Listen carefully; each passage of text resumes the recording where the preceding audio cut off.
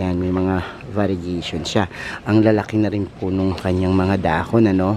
At may mga sumusulpot pa. Ilang kamay na yan, napaka dami at napaka laguna. Pansin ko yung mga halaman ko na sobrang lalaki ng dahon.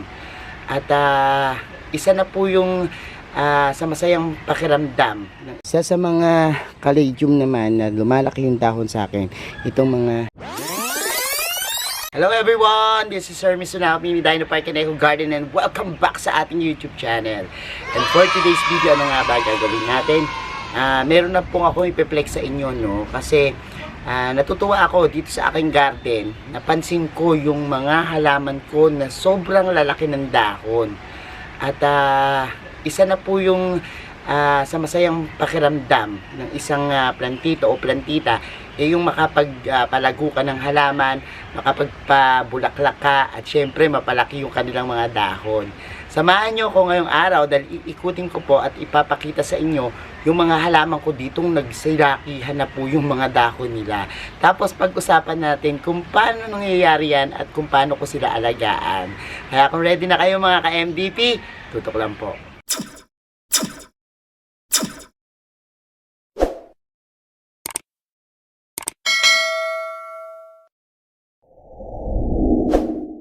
And we're back mga ka-MTV, at ngayon nga pong araw na ito, sasama ko kayo at ipapakita yung mga alaga kong halaman na malalaki yung dahon.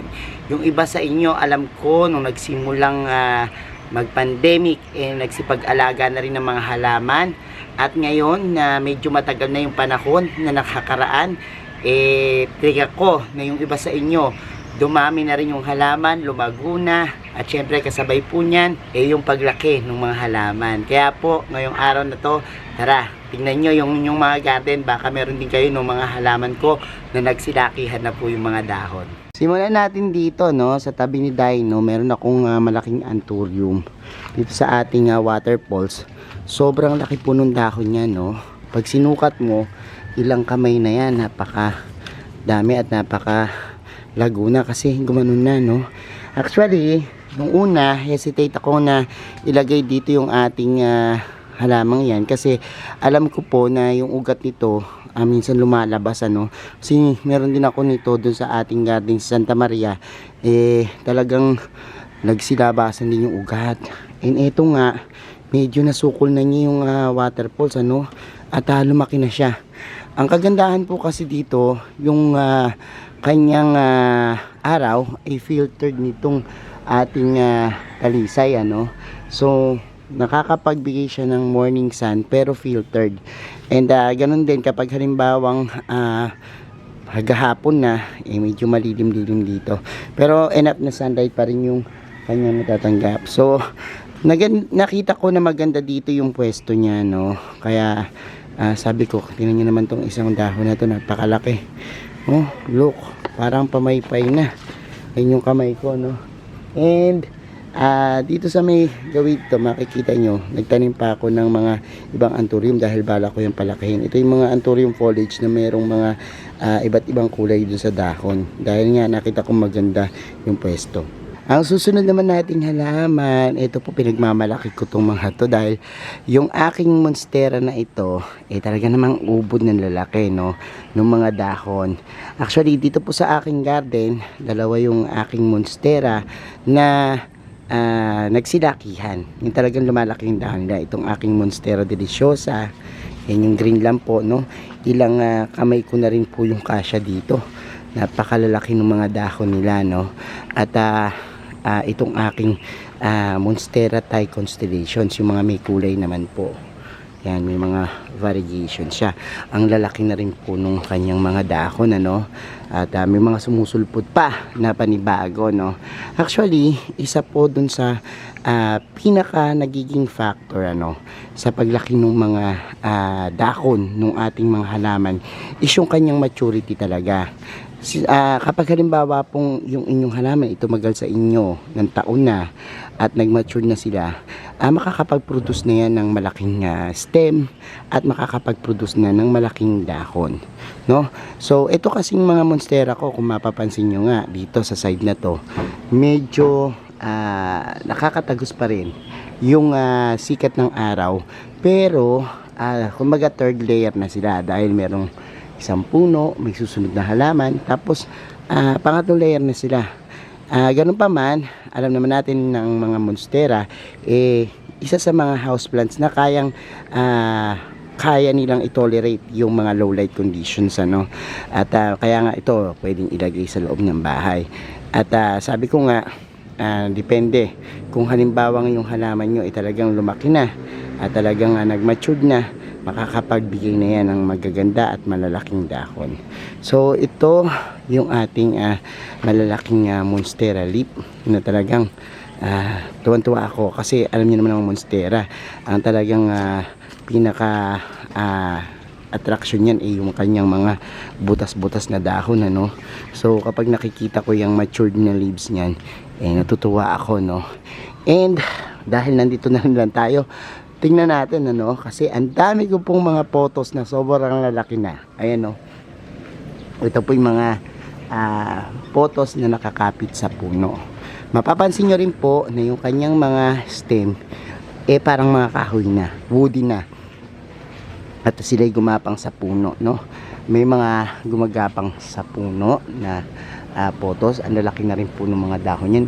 May mga vlog pa nga po ako na inaakyat namin, kinukuha yung mga nasa dulo kasi abot na po doon sa pinakataas ng mga puno, ano. At meron din po ako, ayun, no, sa pader ng kapitbahay, mga nagsilakihan na rin po yung mga dahon, ano. At sumilip tayo ng konti, ayun po, kita nyo, may mga mycans doon na sobrang lalaki na rin ng dahon.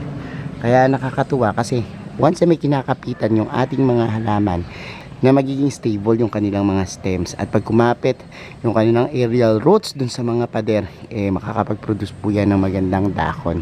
And ito po yung aking mga tibatib, ano. Ang lalaki rin po ng mga dahon yan, yung mga tibatib natin, o tinatawag nilang horse tail or dragon's tail. Tapos ito rin, meron tayo dito mga philodendrons na malalaki din ng dahon, ano. Mga green emerald, meron pa ako mas malaking dahon dyan, papakita ko sa inyo mamaya. Pero sabi ko sa inyo, ang bibilis nilang lumaki, lalo na kapag maganda yung tubig, maganda yung araw na natatanggap nila. Sa mga caladium naman na lumalaki yung dahon sa akin, itong mga lindeni, ayan, kita nyo ang lalaki ng kanyang mga dahon. Mas lumalaki pa po yan, ano, ng malaking malaki, talagang malaki. Sa aglonema naman po, yan yung mga bigroy, yan po yung madalas lumaki sa akin, ano. Tsaka yung mga ganitong varieties, yan. Sa kalateya ko naman po, ito yung aking kalateya na lumalaki yung dahon, na mahaba, pahaba naman yung paglaki ng dahon nila, no. So ilang kamay din yan. Tapos may iba't iba po akong varieties ng potos na talaga namang ang lalaki ng dahon, katulad na pong mga marble queen natin dito na ang lalaki ng dahon, ano. At yan po yung mga kinatutuwa ko. Kahit po yung ating mga neon na malalaki, ito na green na kasi medyo kulang sila sa araw, ano. Kaya yung kanilang ganitong kulay, yan, ganyan, minsan po naging green. Pansinin nyo po, pag kulang sa araw, hindi masyado pong nagbibigay ng matingkad na kulay, ano. Kasi ganyan naman po yung mga halaman kapag nalalagay sila sa malilim na lugar, yung apektado po yung kanilang mga variegations at pagiging makulay. Usually po, karamihan sa pinakamalaki kong dahon dito ay yung aking mga philodendrons, ano. Ito yung bilitay ko, tingnan nyo, ang laki ng dahon yan, ang hahaba.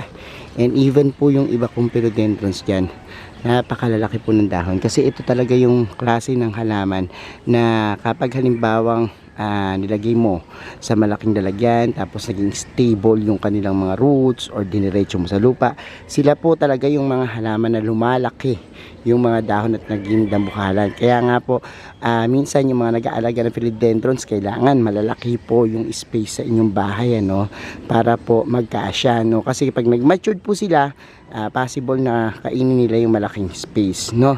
Yung iba naman, nanatiling maliit dahil dun sa kanilang mga paso, no, na ginagamit.